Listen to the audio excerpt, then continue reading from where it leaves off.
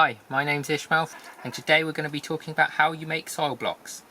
So, how we make soil blocks here is here is some ready sifted, just garden soil, and we use 3 of these. We also get some compost, which we brought in as we haven't started getting enough compost in our compost bins. We use 2 of these.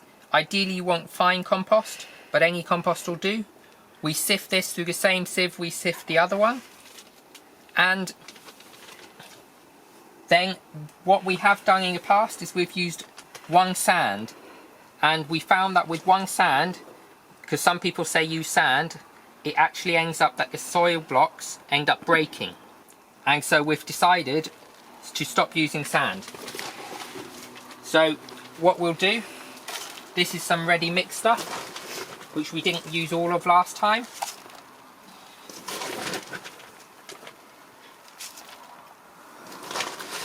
We'll get 5 measures, which would equal to a 3-to-2 mix. And we are going to try and use some charcoal, or as my brother calls it, is some of his homemade char. So what we're going to do is we're going to try 1 mix without char. We're going to try 1 mix with char. And we're going to try 1 mix with some activated char, which he has mixed. I don't know the exact recipe because he keeps changing it, but he has mixed with oaks and some other minerals, which is supposed to increase its mineral value. The reason we use this is because it's like vermiculite, just it's eco-friendly, and it stops the moisture being drawn out of the soil, so it makes the moisture last longer in the soil. Right, so I remember my brother saying that he suggested to try a 1-to-5 mix, not a 1-to-10 mix. So I've taken half charcoal out. We'll mix this all up.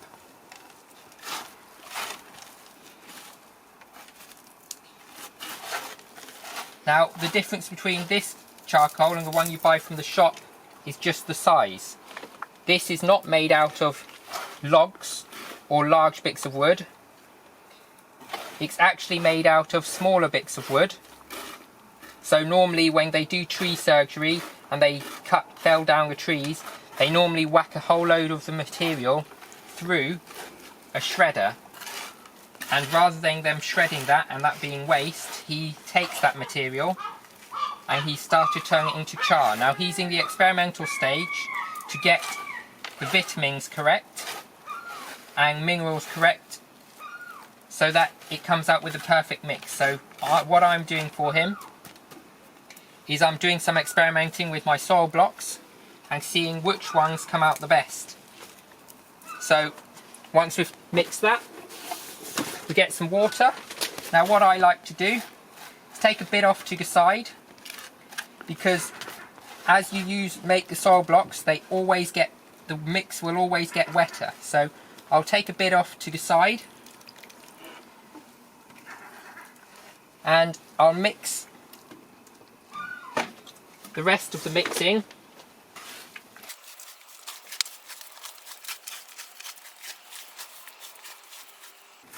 Now if you've ever made mud pies, you want it a similar consistency to mud pies. So we just keep mixing. Obviously the water you add will depend on how dry your soil is in your garden. As it hasn't rained until now for about 6 weeks, the soil in the garden that we're using is extremely dry. It's like dust, whereas it wouldn't normally be so dry.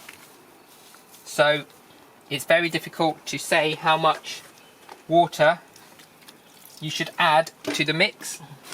Some people measure the water, some people don't.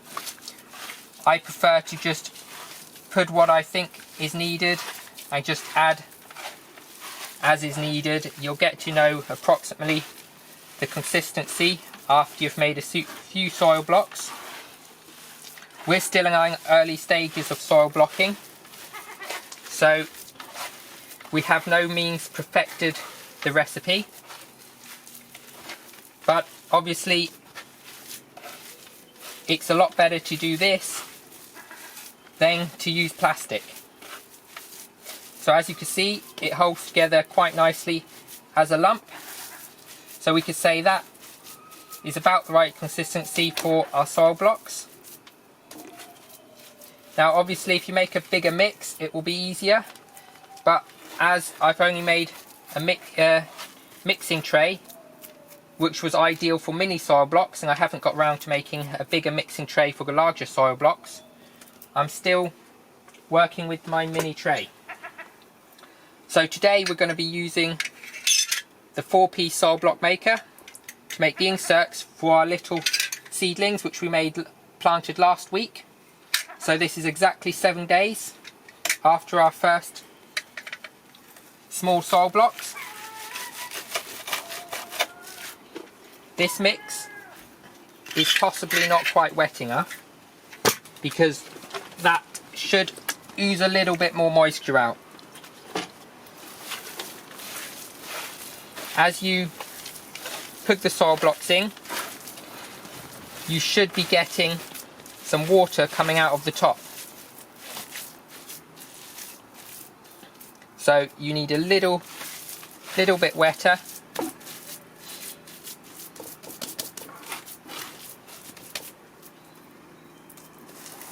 So when you squeeze it, you sort of want it almost to be dripping.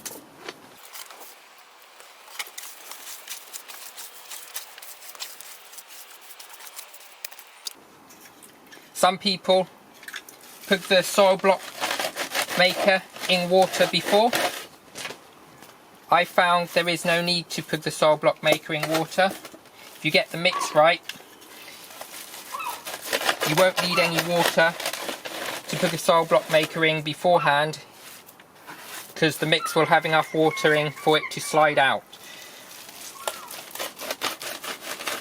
So you do this a couple of times.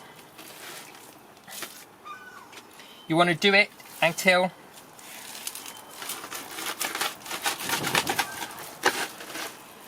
you start getting a little bit of water coming out of the top of the soil block machine. So we've got, these are full, this one needs a little bit more.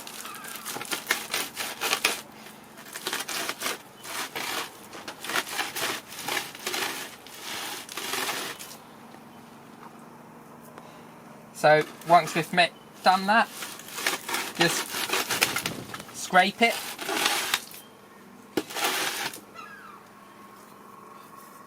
Get all the excess mix off. You can buy a scraper to do this if you prefer. As you can see, nice and full. Right, so we'll take this to the tray we already made, push it in your corner, you push down on the top handle, and we should get a little bit more water coming out the top, and then we lift up. Sometimes you have to press it a couple of times to let them release. And there we have 4 blocks.